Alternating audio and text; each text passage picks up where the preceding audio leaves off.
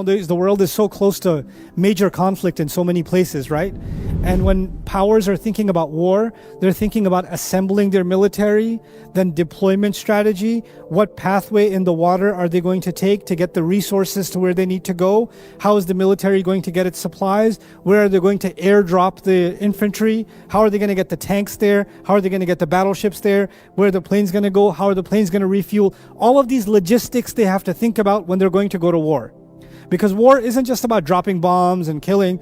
War is actually about the supply line. And that's why you see in wars, people, the enemy destroys bridges, infrastructure, water supplies, etc., because if you run out of food and supplies, you're done. Doesn't matter how much you shoot. Eventually, you're going to need lunch and you're going to be done, right? So they cut off the supplies. Now, Allah describes His armies. His armies are the angels. His armies are the winds.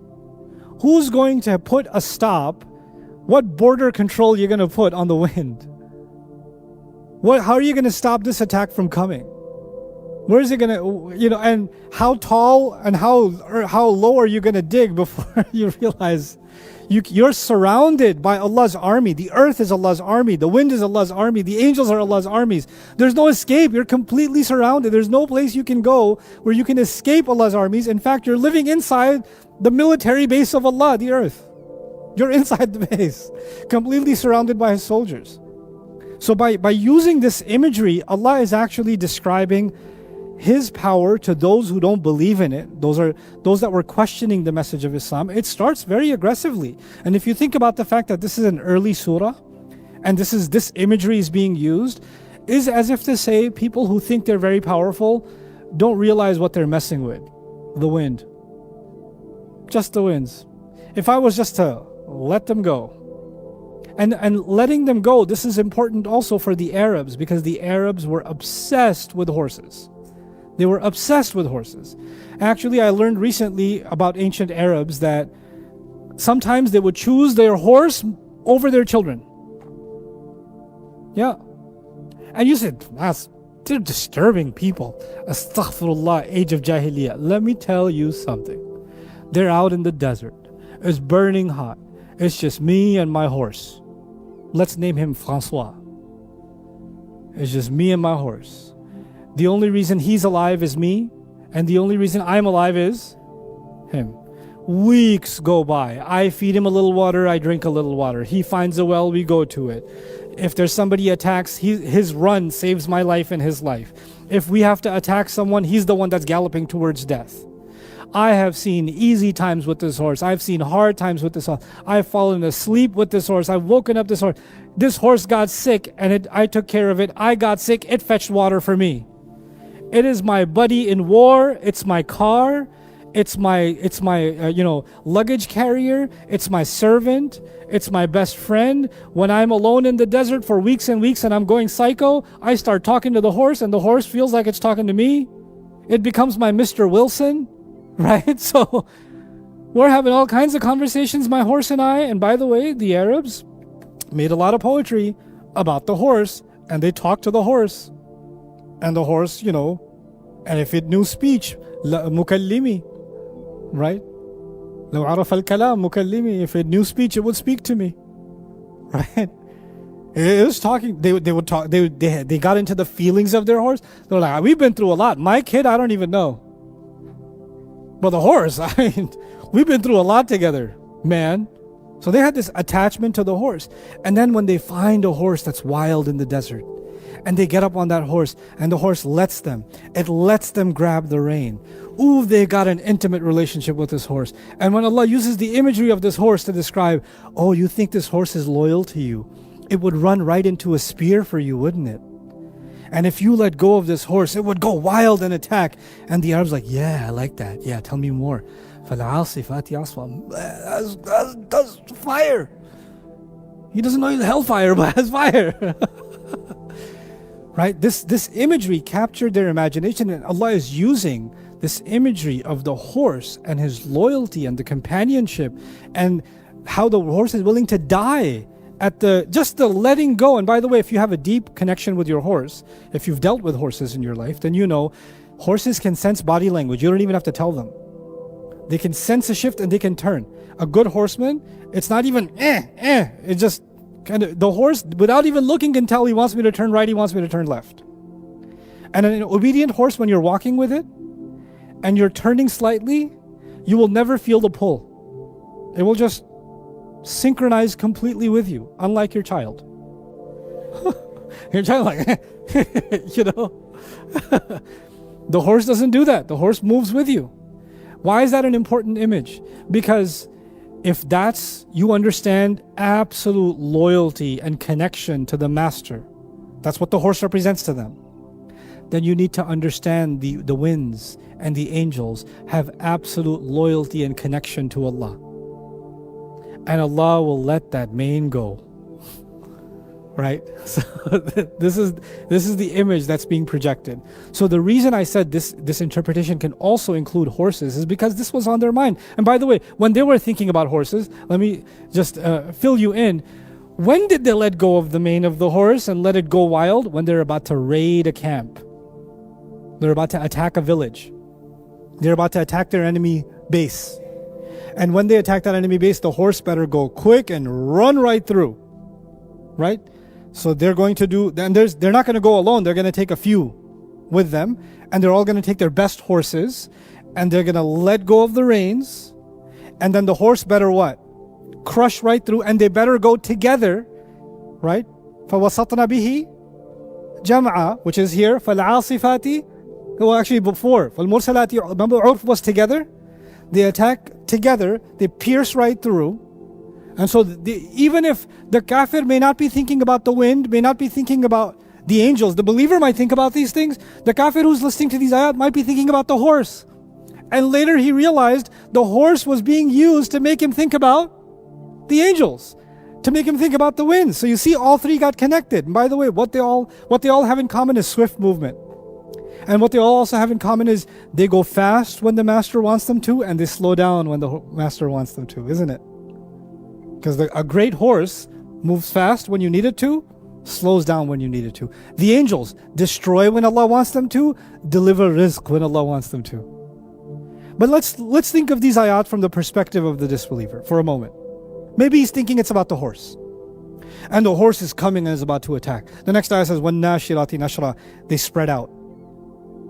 The enemy formed shields, connected to each other, with their spears, waiting for the horse to attack. They've got a line. Now the horses were coming together, and what did they do? They spread out. Now the enemy is like, whoa, whoa, whoa, whoa, whoa. They're going to come from the side now. We're open on the side. Spread out, spread out, spread out. When you spread out, you know what that is? فَالْفَارِقَاتِ فَرْقًا. They had to spread out to defend the horse from getting through. Right? And so this itself becomes the scene of a raid, of the attack of the horses. But this is not that different from the attack of the angels on Judgment Day, or the attack of the winds, you know, when a nation gets destroyed, or even on Judgment Day. So all three of these images are kind of being overlaid on top of each other. The seen is being used to make you think about the unseen. This world is making you think about the next world. That's the imagery of the Quran. That's how it captured the imagination, right? So now, عَصَفُوا فِي طَيْرَانِهِمْ كَمَا تَعْصِفُ الرِّيَاحِ. They say the angels moved violently, quickly, attacking in their movement the way the wind moves. وَالثَّانِي يَعْصِفُونَ بِرُوحِ الْكَافِرِ. They say they come and attack the ruh of the kafir. إِذْ أَبَادَهُ وَأَهْلَكَهُ. Asaf is also used for destruction, to kill. وَالنَّاشِرَاتِ نَشْرًا. We're moving along, inshallah. وَالنَّشْرُ, the word nashr is the opposite of folding up. Unfolding or opening or unraveling is called nashr. That's why even nowadays for broadcast in Arabic they use the word nashr and idha'a, right? So nashrul akhbar, for example, right? Because the spreading of the news. The word nashr is very close to the word nathr in Arabic. Nathr and nashr are similar, spreading. And the opposite of nashr or nathr is shi'r or nazm. Why? Because in a poem, remember I told you about the musical notes, right? The words have to be very tight. But when somebody's writing prose, like an essay or an email, do they have to worry about the rhyming and the musical notes, or they just want to say, I hate you and I always hated you and just want you to know? Right? They just write what they write. And the words are spread. So that becomes nathr. When the words are tightened up, that becomes shi'r. and that becomes nazm, the tightening up. Anyway, so والنشر حقيقته ضد الطي ويكثر استعماله مجازا في الإظهار والإيضاح وفي الإخراج. It's used also for, nashr is also used when you make something clear, because when you spread something out, you can see all the different parts. So things become clear, right? So that's why the word nashr is used also for spreading news and things like that. So nashr is used for blowing of the winds. It's also used for opening something like al-manshur bin kutub sultan. When the king would write a letter, they would stamp it and seal it, so only the authorized people can open it. If it's open already, it's manshur. It's already been opened, the news is out, right? And one interesting thing about the word nashr is also it has the meaning of al-ihya. So an-nushur in Arabic is one of the yawmun, an-nushur is judgment day, when we're going to be brought back to life, right? So when nashirati nashra could also mean, part of its meaning, the winds that bring life back, because the winds bring rain and the dead earth comes back to life. Or the the angels deliver the baby into the womb of the mother, creating life, right? When nashirati nashra. So they're creating life also. And perhaps on Judgment Day, the angels will actually come out and bring people out, back alive again, right? Pull them out. Akhriju anfusakum, right? Bring yourselves out. So when nashirati nashra. فالناشرات إذا جعل للملائكة فهو نشرهم الوحي. So one meaning is, if this is for the angels, then this is them spreading the revelation. أي تكرير نزولهم لذلك وكناية عن الوضوح. And this means that the revelation will keep coming, keep spreading, and it will make sure, it will be ensured that the revelation is clear. Because nushur has the meaning of clarity also.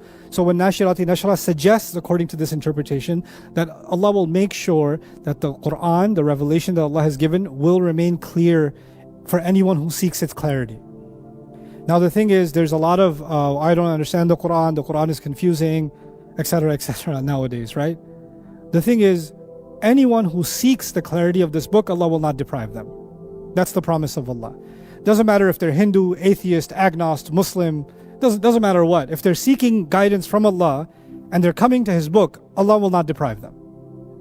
So long as they're sincere. That's all that Allah is asking. Otherwise, this will spread. And like, good soil, when the rain comes and the pollen comes, if it's good soil, life will come out of it. The same way when revelation comes and there's a good person, guidance will come out of it. Life will come. The spiritual life will come from them. وَإِذْ جُعِلَ الرِّيَاحُ فَهُوَ نَشْرُ السَّحَابِ. And if it's used for winds, then this is the movement of the clouds. By the way, a surah related to this one is Adh-Dhariyat, and I would encourage you to watch the videos on Adh-Dhariyat, at least the opening, because that was the first time I studied winds. Just winds, because Allah is emphasizing winds so much. I don't know enough about the winds. So when I studied, it was fascinating what the winds do and how much they spread. It says when nashirati nashra. I live in the United States. We have the Pacific Ocean, we have the Atlantic Ocean. The Atlantic Ocean is like Miami, Florida, etc., right? The sand on the beach in Florida is sand particles delivered from the sub-Saharan African desert across the ocean by the wind, and it's sitting on the beach in Florida. Like, what does Allah deliver? Like, the entire economics, politics, life on this planet is actually sustained. Not just the ecosystem, but even human civilization is running dependent entirely on winds. Imagine tomorrow shipping stops. Just imagine for a moment shipping stops. Do you know what happens to the world if shipping stops? Starvation, war, death, famine, disease. All of that just because shipping is impossible. If the winds stop doing what Allah designed them to do, shipping will no longer happen. Flights will no longer happen. Air travel will cease to exist. Weather will not change. The weather formations. And if some place has a calm, low humidity, like nice breeze, it's actually creating air pressure somewhere else and there's a storm. So the fluctuating weather in the world and the temperatures in the world, all of that is a function of wind, all of it. And if the clouds stop moving around, you're not going to see green places anymore. You're not going to see places come to life anymore. The entire world just comes to a halt. Just if Allah shuts down one thing, the wind. Just one thing. We're not even saying He dries up the ocean. We're not saying He kills all the species, nothing. And these small things that Allah has created, that we think is nothing, right? Every one of them, the entire world depends on. What if Allah removed all the bees from the world? Just study that yourself. What if Allah removed the bees? What would happen to this planet? Subhanallah. One small thing. One, like you have this, I used to watch a lot of cartoons, you have these giant machines and you pull one thing and the whole thing falls apart. Allah has created this intricate system. Just mess with one thing. And then you see yourself come to your knees. وَالنَّاشِرَاتِ نَشْرًا.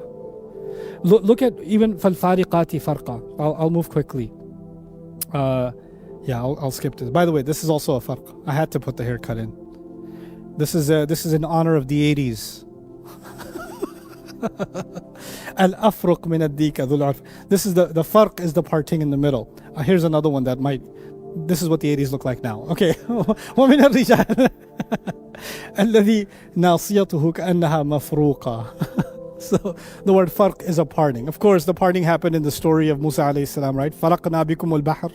Right? The parting, right? That's the word farq. So the idea is fariqat is they separate. And the word farq is very close to the word falq. Like Surah Al-Falaq. Farq and falq. They're close to each other. يُقَالُ اعتبارا بالانشقاق. Falq is used when something is cracked open. والفرق اعتبارا بالانفصال. When two things are separated from each other, then more separated, distance between them, that's actually called al-fariqat. وَفَرَقْتُ بَيْنَ الشَّيْئَيْنِ فَصَلْتُ بَيْنَهُمَا. When you did farq between two things, you created a separation between them, whether it's physical separation or it's intellectual or emotional kind of separation. I've separated between truth and falsehood. That's a farq. By the way, one of the names of the Quran, Al-Furqan, because it separates, creates a huge distance between truth and falsehood. They're not close enough for you to be confused with each other. They're far apart from each other. By the way, sometimes you can have two things that are separate, but they're too close to each other. So you could be confused with the naked eye. Are they one or are they two? Like two Lego pieces. But farq isn't that they're separate, they are kept apart. They're kept apart. So Allah is separating truth and falsehood far, far apart from each other, and there's no confusion. والفرق التمييز بين الأشياء فإذا كان وصفا للملائكة فهو صالح للفرق الحقيقي. So if this is for the angels, this could literally be something they do. The angels literally create separation. مثل تمييز أهل الجنة عن أهل النار. Like the separation of the people of Jannah and the people of fire. يوم الحساب. Like the separation of the body and the soul at the time of death. That's also a farq. Like وتمييز الأمم المعذبة في الدنيا عن الذين نجاهم الله من العذاب. Like the nations that were destroyed from those who were saved from those nations. Farq between the followers of Lut alayhi salam and the nation. Farq between the followers of Nuh alayhi salam and the rest of the nation. مثل قوم نوح عن نوح وعاد عن هود وقوم لوط عن لوط وأهله عدا امرأته وصالح للفرق المجازي. So there's another, it's also good for figurative separation. وهو أنهم يأتون بالوحي الذي يفرق بين الحق والباطل وبين الإيمان والكفر. فالفارقات فرقا, they separate between right and wrong, truth and falsehood. By the way, what time is the adhan? So I'm clear. 42? Oh man, time ran out and I didn't get to do the tadabbur. We only did tafsir a little bit. أن الرياح تفرق بين أجزاء السحاب. Some more interpretations about the فالفارقات. The winds separate which places will get rain, which places will get a cloud, which places will not get a cloud. أن الله تعالى خرب بعض القرى بتسليط الرياح. Some nations were destroyed because the winds would never leave. Some other nations get destroyed because the wind never comes. Isn't it? The same wind that gives death also gives life. The first two ayat, winds were giving death. The next couple of ayat, winds are giving life. The first two ayat, angels are destroying. In the next couple of ayat, angels are giving rizq. What is Allah telling us? Allah has not created winds as a curse or a blessing. Allah has not created angels as a punisher or a mercy. No, that depends on you. That depends on you. How will you respond to this revelation? Perhaps the angels that are supposed to be a mercy will turn into punishment. The winds that are being held back will be unleashed. This is actually one of the key takeaways. Because there's only a few minutes, I'll focus on the takeaway instead of more slides now. I'll tell you some things I want you to at least take away with you for where we are up until now. Two sets of images were being given. One set of images is about death. وَالْمُرْسَلَاتِ عُرْفًا فَالْعَاصِفَاتِ عَصْفًا. That's destruction and death. That's violence. وَالنَّاشِرَاتِ نَشْرًا فَالْفَارِقَاتِ فَرْقًا. That's about life and how life is distributed and spread and mercy is spread in this world. Now, if this is an imagery about wind, what I want you to understand is the concept of dependency. I keep saying there's a dependency, there's a dependency, there's a dependency. There is someone who says, I don't know, maybe there's a God. Maybe there's, Judgment Day, maybe. And even if there is, why should God judge me? I should be judging God. It's not very far-fetched. People say these things, right? Why is God so, and they say these words about Allah very freely, very carefree, right? And I'll give you an analogy. Imagine a dog that you bought because you're Maliki, right? So you bought a dog and it's trying to bite you. You bought the dog and it's trying to bite. You're trying to feed it, it's trying to bite your hand. Every time you come near it, it gets aggressive. So what do? You decide to tie it up, you leave it out in the sun. Every time you come out of the door, it starts coming at you, but it's being pulled by the leash, right? Still aggressive. You stop giving it water, food, everything. Just stop. It's sunny outside. Eventually it gets thirsty. It's sticking its tongue out. Even then it looks at you and goes, "Arr." A couple more hours, maybe a whole day, maybe 24 hours. You're now sadistic. You're torturing this poor animal. You come out, this, باسط ذراعيه بالوصيد. His paws are stuck out. Its mouth is on the ground. Its tongue is sticking out. And you take a little bit of water and you bring it close to its mouth. Now, normally, what would it do? Oh, bite your hand. What's it going to do now when it's almost at the verge of death? It quietly licks out of your hand. Quietly. And you bring some more, and it just... I haven't done this, by the way. I don't want to go to jail. But it's an analogy. What just happened? The dog felt powerful. Felt like nobody can control it. Until the dog ran out of some of its necessities. And then all of its rebellion disappeared along with its nutrition. It just went away. Human beings are acting so arrogant. So say whatever they want about God. Make fun of His judgment. Make fun of His authority. Question His wisdom. Any way they want. They don't want to take this conversation seriously at all. It's not something I think about, man. Let me be free. And every time the messenger comes with this message, they bark at him. They even want to bite at him. They want to attack him. And Allah says, if I was to just, you want to see attack? I'll show you attack. If I just let go of these winds a little bit, what did I do to the nation of Ad, the superpower of Ad? What ruins do you see? There are so many nations that are buried so deep beneath the sand. Even now, the Saudis have started doing some excavations. They're finding 7, 8, 10,000 year old ruins now in the desert. How far down the earth did the winds keep blowing the sands that you being buried, 20 feet, 30 feet wasn't enough? 200, 300 feet under the ground, you're buried. Your civilization is buried. Subhanallah. وَالْمُؤْتَفِكَةَ أَهْوَى in Surah An-Najm. فَغَشَّاهَا مَا غَشَّا. Whatever was going to covered them. My goodness. All by the wind. This is Allah teaching us, anyone who engages the Quran to never look at nature the same way again. Behind nature itself is a military. Nature is an army. And the only reason I'm feeling a nice breeze is because Allah hasn't let go of the mane. That's the only reason. So instead of coming out and saying, today's a nice day, I will go for a walk, the first thing that comes to my mind is, man, this is one of those days that's still وَالنَّاشِرَاتِ نَشْرًا فَالْفَارِقَاتِ فَرْقًا. And boy, is that a reminder. If one truly contemplated that, then they would see فَالْمُلْقِيَاتِ ذِكْرًا. They would see that. They would appreciate that.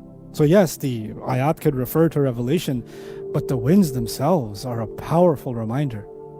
The thing for us to think about in this surah is Allah did not begin with the calm winds. He began with the violent winds, didn't He? And then he mentioned the calm winds. But we know the world, the normal state of this planet, is it the violent wind or the calm wind?